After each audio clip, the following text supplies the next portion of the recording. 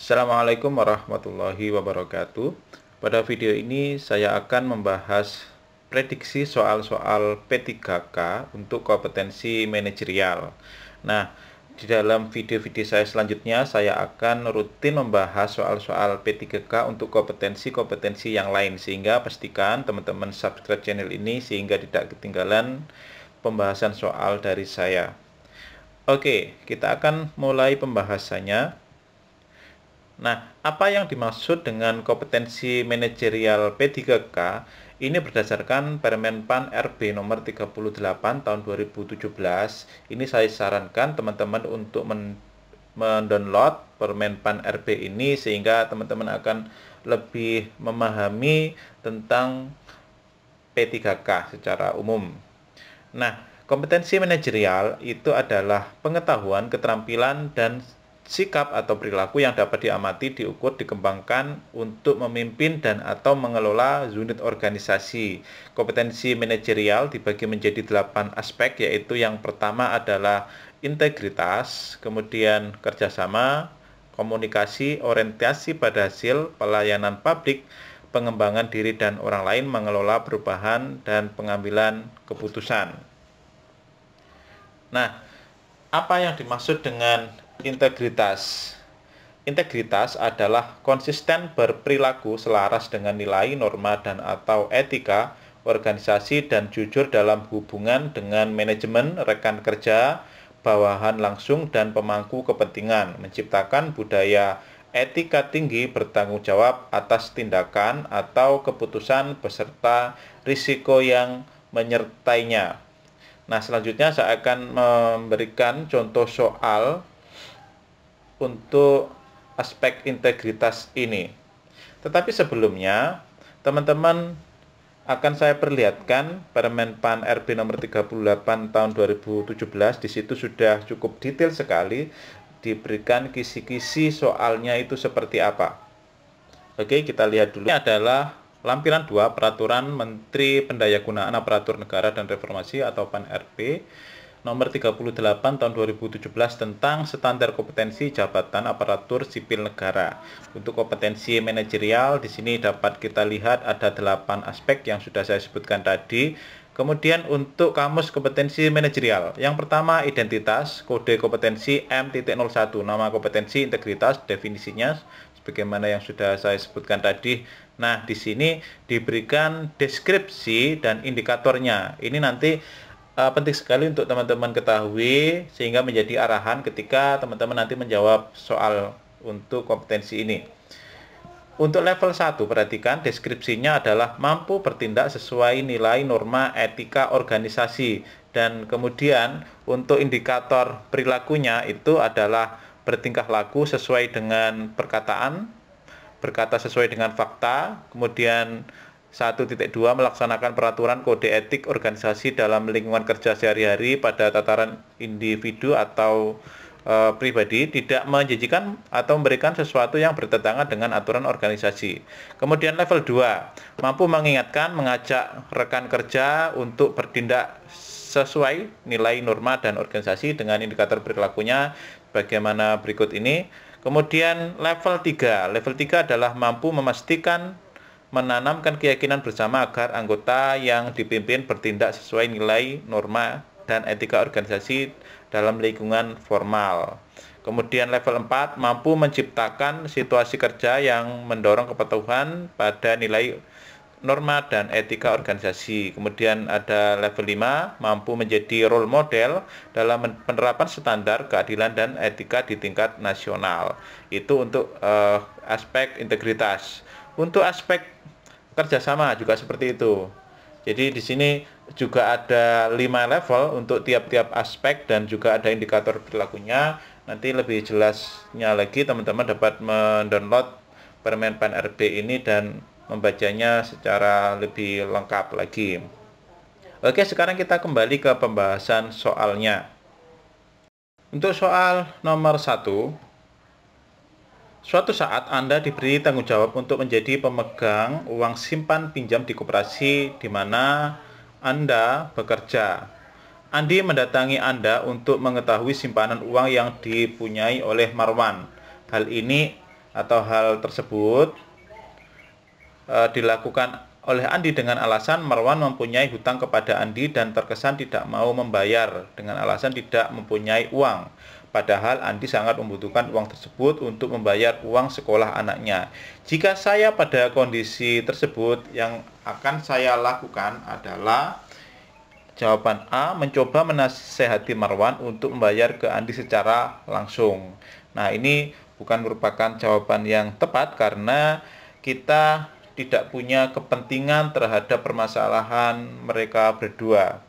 Atau di dalam posisi ini kita adalah sebagai penanggung jawab atau pemegang uang simpan pinjam di koperasi.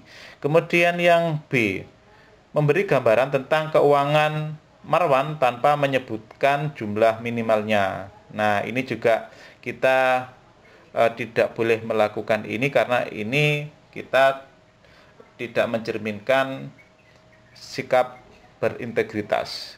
Kemudian yang C, saya tidak akan memberitahu jumlah uang Marwan. Nah, ini jawaban yang cukup bagus.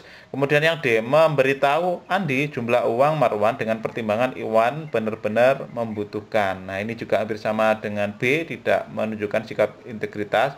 Yang E, mendorong Iwan untuk menagih karena saya tahu Marwan mempunyai uang simpanan. Ini juga tidak bagus karena kita tidak boleh ikut campur di dalam urusan mereka. Jadi jawaban yang tepat adalah C. Nah, untuk pembahasan lebih detailnya seperti ini. Soal tersebut termasuk dalam aspek integritas. Pilihan jawaban yang menunjukkan integritas diri adalah C. Hal tersebut sesuai dengan deskripsi aspek integritas untuk level 1. Nah, ini teman-teman butuh ya untuk mengetahui deskripsi pada tiap aspeknya sehingga kita dapat menjadi panduan untuk menjawab soal. Nah, deskripsi untuk aspek integritas level 1 itu apa? Mampu bertindak sesuai dengan nilai norma etika organisasi dalam kapasitas pribadi. Indikator perilakunya adalah melaksanakan peraturan kode etik organisasi dalam lingkungan kerja sehari-hari. Nah, di sini kita melihat bahwa jawaban C itu kita sudah melakukan tindakan yang sesuai dengan kode etik, yaitu tidak membocorkan informasi-informasi yang bersifat pribadi atau bersifat rahasia. Urusan masalah hutang piutang itu adalah urusan dari mereka berdua. Kemudian kita lanjutkan ke soal nomor 2. Rekan kerja Anda akan pergi ke luar kota untuk kepentingan pribadinya, padahal di hari yang sama akan ada rapat penting di instansinya. Dia merasa tidak perlu ikut rapat tersebut karena dia pasti akan mengikuti hasil rapat. Oleh karena itu, dia meminta bantuan Anda untuk memalsukan tanda tangan presensinya. Sikap Anda adalah yang A, menuruti permintaannya karena dia merupakan sahabat yang baik dan di lain kesempatan Anda pun dapat meminta bantuan kepadanya untuk hal yang sama. Ini jawaban yang tidak baik karena kita tidak mempunyai integritas. Kemudian yang B, menolaknya dan membiarkan presensinya kosong. Kemudian yang C, coba kita lihat, berterus terang bahwa Anda tidak mau melakukan dan memberi nasihat kepadanya supaya tidak melakukan kecurangan tersebut. Yang D, melaporkan kepada atasan agar menegurnya. Yang E, meminta rekan lain untuk memalsukan tanda tangannya. Nah, ini yang jawaban A pasti salah karena ini bertentangan dengan prinsip integritas. Sekarang kita fokus ke jawaban B, C, D. Kira-kira yang paling bagus itu yang mana? Yang paling bagus tentu adalah jawaban C. Di sini kita terus terang untuk tidak mau, dan kemudian ini poin pentingnya di sini memberikan nasihat kepadanya. Ini ya. Coba kita lihat pembahasan secara detailnya. Soal tersebut termasuk dalam aspek integritas. Pilihan jawaban yang menunjukkan integritas adalah yang C. Hal tersebut sesuai dengan deskripsi aspek integritas untuk level 2. Nah, ini level 2. Yaitu apa? Mampu mengingatkan, kemudian mengajak rekan kerja untuk bertindak sesuai dengan nilai norma dan etika organisasi. Indikatornya perilakunya adalah mengingatkan rekan kerja untuk bertindak sesuai dengan nilai norma etika organisasi dalam segala situasi dan kondisi. Jadi perbedaan antara level 1 dan level 2 tadi apa? Kalau level 1 tadi integritas itu berkaitan dengan perilaku diri kita, begitu. Kalau level 2 itu kita mampu mengingatkan kepada seseorang atau rekan kerja kita, begitu. Oke, sekarang berikutnya adalah aspek kerjasama. Jadi dua soal tadi merupakan contoh soal untuk aspek integritas. Sekarang bagaimana untuk aspek kerjasama? Definisinya adalah kerjasama adalah kemampuan menjalin, membina, mempertahankan hubungan kerja yang efektif, memiliki komitmen saling membantu dalam penyelesaian tugas, dan mengoptimalkan segala sumber daya untuk mencapai tujuan strategis organisasi. Untuk level-levelnya, deskripsi aspeknya, indikator perilakunya, teman-teman dapat melihat di Permenpan RP nomor 38 tadi ya. Sekarang kita ke contoh soalnya.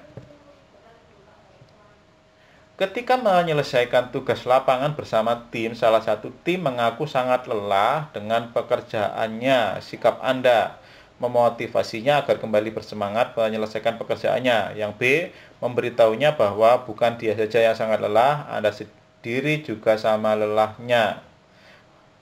Yang C, mengatakan bahwa risiko seperti itu memang harus ditanggung. Yang D, menawarkan bantuan semampu Anda. Yang E, memintanya beristirahat sebentar. Nah, kira-kira ini jawabannya apa? Coba kita lihat pembahasannya.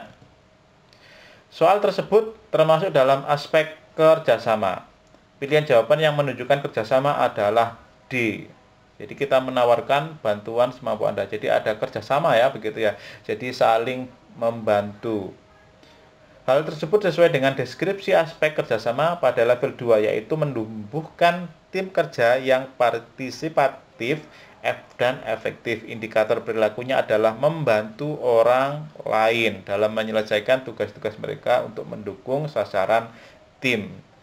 Jadi ini poin pentingnya ya, bahwa kita harus saling membantu. Kemudian contoh soal nomor 4. Nah, ini cukup panjang soalnya.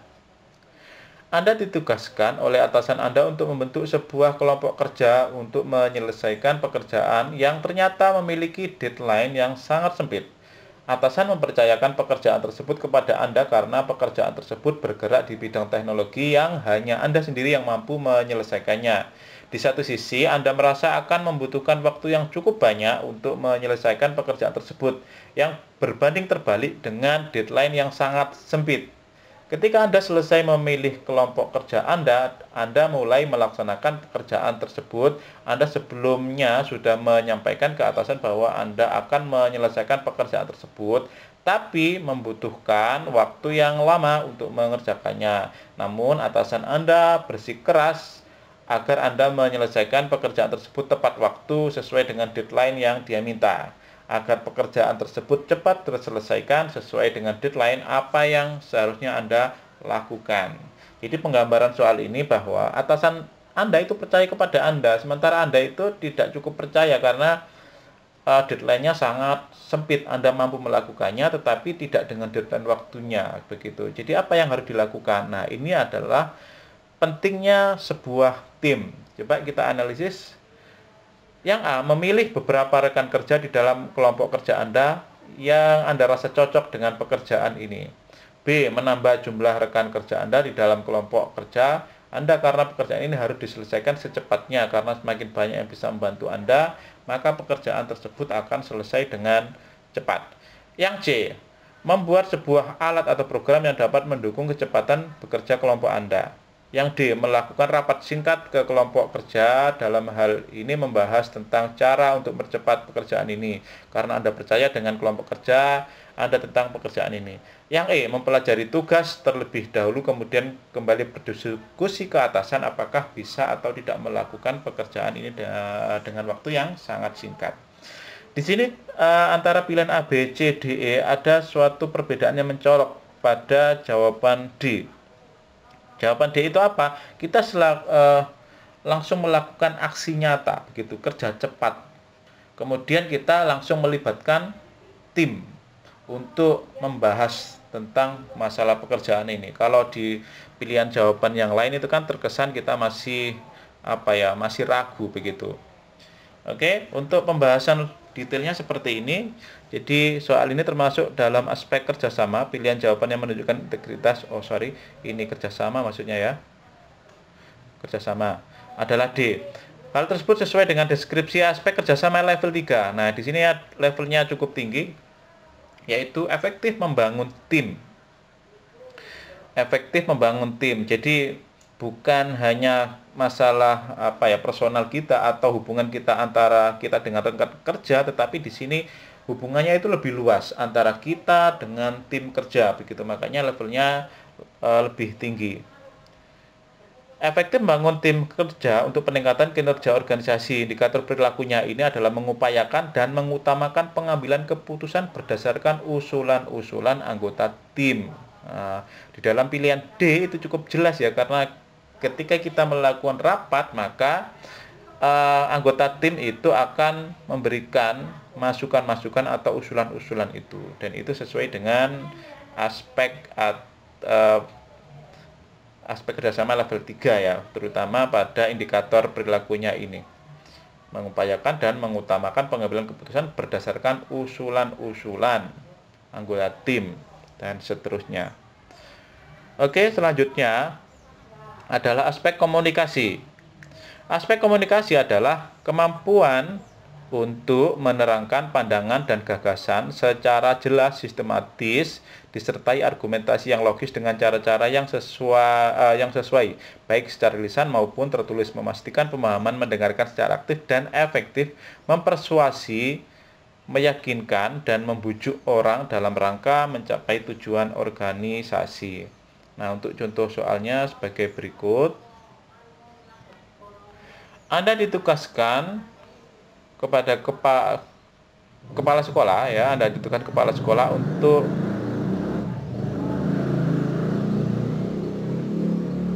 batal.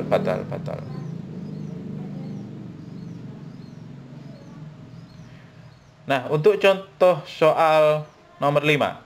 Anda ditugaskan kepala sekolah untuk menjadi ketua panitia ini maksudnya ya, ketua panitia penerimaan siswa baru tahun ini. Pada tahun lalu jumlah murid yang didapatkan sudah sesuai dengan kuota sekolah, meskipun promosinya itu dilakukan secara konvensional. Akan tetapi pada tahun ini ada kekhawatiran bahwa jumlah siswa sekolah Anda akan mengalami penurunan. Hal tersebut disebabkan karena saat ini sekolah-sekolah lain begitu masif melakukan promosi melalui berbagai media, terutama media sosial, media online, dan lain-lain sebagainya. Yang perlu Anda lakukan untuk promosi sekolah saat ini adalah, jadi di sini posisi kita itu sebagai ketua ya, jadi peran kita cukup sentral di dalam penerimaan siswa baru ini. Kemudian pilihan jawabannya A. Melakukan cara promosi yang sama seperti tahun lalu karena sudah terbukti bahwa jumlah siswa memenuhi kuota. Ini tidak cukup bagus ya, karena sekolah-sekolah lain itu sekarang sudah begitu masif, mungkin agak berbeda dengan tahun yang lalu, dan tidak ada jaminan kalau kita menggunakan cara seperti tahun lalu maka kuota untuk tahun ini akan terpenuhi. Jadi kita mencari jawaban lain yang lebih baik. Kemudian yang B, meminta anggota tim Anda untuk memikirkan bagaimana cara promosi yang lebih baik. Nah, ini malah anggota tim kita yang diminta ya, bukan kita sendiri. Ini juga tidak baik-baik. Kemudian C, Anda tidak khawatir karena sekolah Anda termasuk sekolah favorit, sehingga jumlah siswanya pasti memenuhi kuota. Nah, ini juga tidak bagus karena kita terlalu meremehkan begitu. Kemudian yang D, membentuk tim promosi yang bertugas untuk mendesain pamflet, brosur, dan spanduk yang menarik dan menyebarnya melalui berbagai media, termasuk media online. Nah, saya kira jawaban yang tepat adalah yang D. Kemudian yang E, menyarankan bahwa yang menjadi ketua adalah orang yang lebih berpengalaman daripada Anda. Ini kita malah lari begitu dari masalah. Oke, pembahasan lebih detailnya seperti ini. Soal tersebut termasuk dalam aspek komunikasi. Pilihan jawaban yang menunjukkan komunikasi yang efektif adalah yang D. Hal tersebut sesuai dengan deskripsi aspek komunikasi pada level 1, yaitu menyampaikan informasi dengan jelas, lengkap, pemahaman yang sama. Indikator perilakunya adalah menyampaikan informasi atau data, pikiran, atau pendapat dengan jelas, singkat, tepat, dan menggunakan cara atau media yang sesuai dan mengikuti alur yang logis. Apa hubungannya dengan kasus ini? Dengan membuat pamflet, brosur, spanduk, dan sebagainya, dan kemudian menyebarnya di berbagai media adalah cara yang efektif untuk komunikasi atau berkomunikasi kepada masyarakat secara tak langsung. Masyarakat akan mudah untuk mengenali sekolah Anda dan mengetahui kualitas sekolah yang ingin disampaikan. Begitu. Soal berikutnya masih pada aspek ini ya.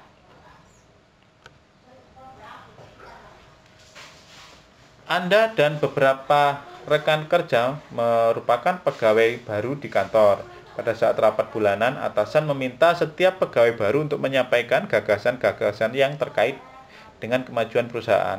Yang Anda lakukan adalah yang A, segera membuat materi presentasi yang menarik sehingga semua gagasan yang Anda punya dapat tersampaikan dengan baik.